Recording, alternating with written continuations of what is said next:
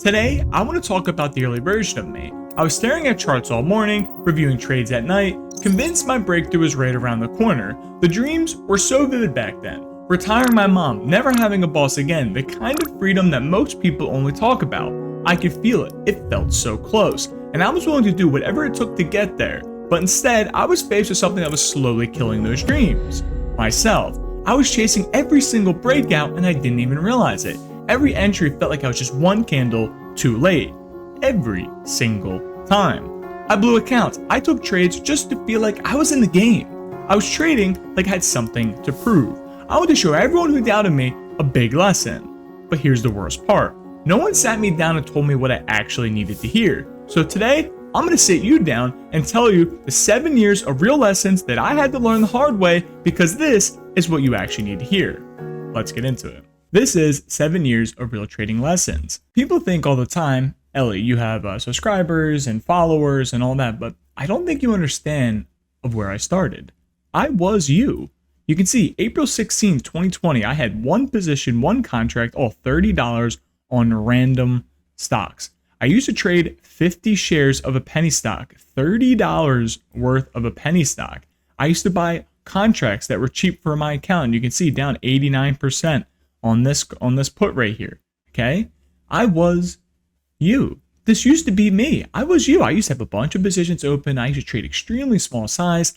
This was me. 2021, I hit my first multi-bagger on some SPY contracts. So this is QQQ. My first multi-bagger, look, 148% on these contracts. Remember, I was you. I only had 3 contracts. 3 contracts, that is it. Okay? I used to be you. Now, 2025, look at the trades now. 60%, or almost $4,000, $5,000 on one trade. June 2025, here's a reversal trade that I made $2,300 on. I used to be you. I only made a social media account so I can get alerts. It's the only reason I made a Twitter account, is because I wanted to get news updates from certain accounts. That is the only reason I'm here today. And because of that decision, I'm now talking to you. So don't ever think that you can't do this, because I was once you. The most powerful tool a person has is knowing exactly what they don't want to be when they grow up. This is key. You have to understand what you want to be. Do you want to be a success in trading, or do you want to be a failure? Remember, there's 2 types of traders. There's the ones that make it, and there's the ones that quit. Which one do you want to be? This is all the lessons that I've learned. The 10-minute chart will save you from yourself. There is a reason I use the 10-minute chart. It's not by magic. It is because it saved me from myself. So here's QQQ on the 10-minute chart. You can clearly see this is a flag down to the 80 MA, and then up to the highs we go. But if we look at a smaller time frame, this is the same exact setup. Look at all the chaos that's going in here. You're telling me if you're on a small account or a big account with 100 contracts with QQQ, these candles aren't going to stress you out. Look at all of these candles. Look at this. You would think, if you saw this in a 1 minute, you would think the market is collapsing. But in reality, it's consolidating down to the 80 MA to set up a flag to go to the highs. The 10-minute chart will save you from yourself. The higher the time frame, the more conviction you have, and the more patience it forces. The lower the time frame, the less patience, and the more troubles you're going to have. The 10-minute chart will save you from yourself. Blown accounts are a cost of doing business. At the end of the day, trading is a business. We take our capital, we put it into stocks or shares or options, and then out comes a profit or a loss. That is trading. Trading is a business. I don't like the term market tuition because college is basically a scam nowadays, and that's coming from someone who has 2 degrees. But the key when you blow an account is the next 4 things you do afterwards. You need to learn from your mistake. You need to dissect to a granular level of what happened. Okay, you can't just draw a flag and say, oh, I entered here and then this. No. Why? Why? Every time you come to a conclusion, you have to understand why. We talk about this a lot in the lab about the levels of thinking. You need to achieve the higher level of thinking, not the lower level of thinking. You need to journal those days in great detail. And what do I mean by great detail? Is exactly this, the higher level of thinking.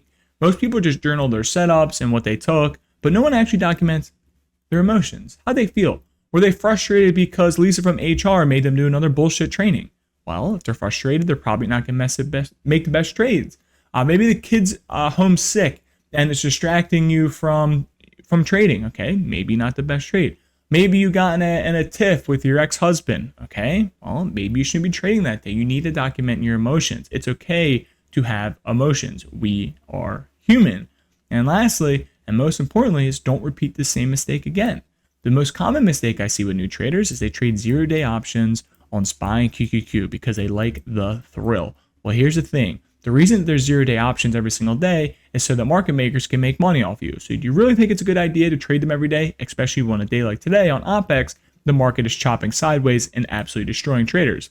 The answer is no. Stop trying to prove yourself on every trade. This is probably the biggest thing I struggle with, is trying to prove myself. It's like, I would be so confident on this retest right to the pre-market low in ADMA. I'd hammer it with size. And what would happen? I'd get stopped out and I would lose 60%. And since I was oversized, I'd lose, 60% on my account. Okay, not just the position. So stop trying to prove yourself. It is not a life or death situation. Every trade is not life or death. Every trade is based on what? Probability. Okay, so there is a probability that you are going to take this trade and you are going to lose. That is why you need to define your risk. Do not oversize because you're flustered. Do not do any of that. Keep the same size and accept the risk. Assume that you're going to lose 50% of your trades. That is the name of the game. It's not that the system's wrong. It's not that you did anything wrong. It's that you're trying to prove yourself and betting it all in on one single trade when you're going to make millions of trades in your career. So stop trying to prove yourself on every single trade and look at your month-to-month performance and see how you can tweak it. That's what real traders do. We don't have daily goals. That's ridiculous because the market does not offer A+ setups every single day. It is okay to not take a trade. It is also okay to miss a trade. You have to understand, if you count all the dollars that I have left on the table from selling too early or not taking it, it would be in the tens of millions, and I would have a Jeff Bezos yacht, and me and him would be hanging out with his busted wife. Okay, but here's the thing. It is okay not to take a trade. I miss trades all the time. The key is to focus, focus on the trade you're actually in, not the trade that you see ripping on the side of your screen. Focus is key. It only takes one good trade per day to make a career out of this. So it is okay not to take a trade. Maybe on this one you thought, hey, I didn't like the way this pulled back to ADMA. She didn't take it. Don't beat yourself up when you see at the highs going, I knew I should have taken it, and getting yourself into a really bad mental headspace. You made the decision, you need to live with it, and you need to move on. So it is okay to not take a trade. Also, no trade days are good for the mind. Trading is extremely stressful. People don't talk about this. It's extremely stressful and requires a lot of focus. So some days I just don't feel like trading. So what do? I don't take any trades. I found myself as a new trader, I was just always one candle off. One candle off. Every single time I'd enter a trade and say I entered closer to the highs here on this candle, and then I didn't take profits at the high a day, and the candle pulled back, and I'm like, it's going to reverse on me. It's going to go fully down to the lows, and I'm going to lose all my money. Let me just cut it, right? I was just always one candle off. Whether I was early or I was late, I was just always one candle off, and it used to drive me absolutely insane. Like, how am I missing this? How am I missing this? What am I doing wrong? But then I realized something that changed everything. As long as you're entering off of an EMA or level and no floating candles, you're going to increase your win rate. Look, so you came in here because you had FOMO. You didn't take profits at the highs. Instead, you stopped out at the actual entry. Okay? A lot of times traders that have this problem is they're stopping out where the entry is. If you go through all of your trades, put the ADMA on there, I almost guarantee you will be stopping out exactly where the entry should have been. That is why you're always one candle too early or one candle too late. You need to focus on the LE model. I'm telling you, this literally changed everything for me almost overnight. My losses are being made back at record speed. I was like, what am I doing? This is amazing. And it wasn't the market conditions, nothing. It wasn't in a crazy bull market. It was actually in a bear market because all I did is focus on levels and EMAs. Look, all I needed to do, and let me cross this out, all you need to do is enter on a level or an EMA, whether that level is the pre-market high, previous day high, pre-market low, previous day low, right? The 4 levels we use, or the ADMA, which is the 8 EMA. Watch my other videos, and you can see, look, comes down, look, it rips, right? You're not coming in here. You're not trying to get in early here off the previous day high retest. No, because it's too far extended. It's a floating candle. Look, it pulls back perfectly to the previous day high, above the pre-market high. Boom, hits it, makes a beautiful flag, and then you scale at the highs. That is the difference. An amateur comes in here and hammers the first previous day high retest they get, but they don't realize the ADMA is so far away that they hammer it, and what's going to happen? Well, you have an extension here, so what's the stock going to do? Pull back to the EMA, pull back to the level again, retest it, double confirmation, form a flag, and go to the highs. But the amateur is just trying to get in early. I would rather be late than wrong. And notice, if you were late here, you got a better entry at a better price and made more money because you didn't stop out. Look, EMA example, we get over the pre-market high, we come down, we're starting to flag, and then we set up that secondary flag right here. The secondary flag pulls down, perfectly taps ADMA. That's your entry, immediately green on the position, and you go to the highs. This is what you need to do. You need to change the way that you're thinking about your entries. You're just trying to get in early and hopes you make money. Why don't you change it into a systematic process using the LE model? Think to yourself before you take a position. How close am I to a level or an EMA? If the answer is I'm not entering on either of those, then you shouldn't be taking the trade. It's very simple, but this will force confidence, patience, and discipline, which are all great skills to have as a trader. All I needed to do was enter off a level or an EMA. So let me rephrase this and pretend I'm you. All you need to do is enter off a level or an EMA. Stop with these amateur entries. You are a professional. You are trying to quit your job. You are trying to retire your wife, your mom, put your kids through school. Stop trading like an amateur. You are a professional. Look, we can see a beautiful flag breakout here. But if you came down and you wanted to be the first one, you don't want to be the first one on this, let's say it's Tesla entry. You want to be the first one. Congratulations. Well, you're the first one to stop out. Well, that doesn't seem like a good idea, does it? Why don't you wait and look at it and assess it in a big picture? This previous day retest is not good because it's too far away from the EMA. Remember, levels or EMAs. And look, so you stopped out. Now it went higher. Now you're going to chase it. Next candle pulls back. You stop out again. You're already 2 trades deep and you're red for the day. When if you just waited for it to get up and over the level, gently pull back, you would enter right here. Okay, so this is a E and an L entry. Okay, double confluence, 2 good reasons to enter a good trade. Okay, in a bullish market, and then you sell the highs.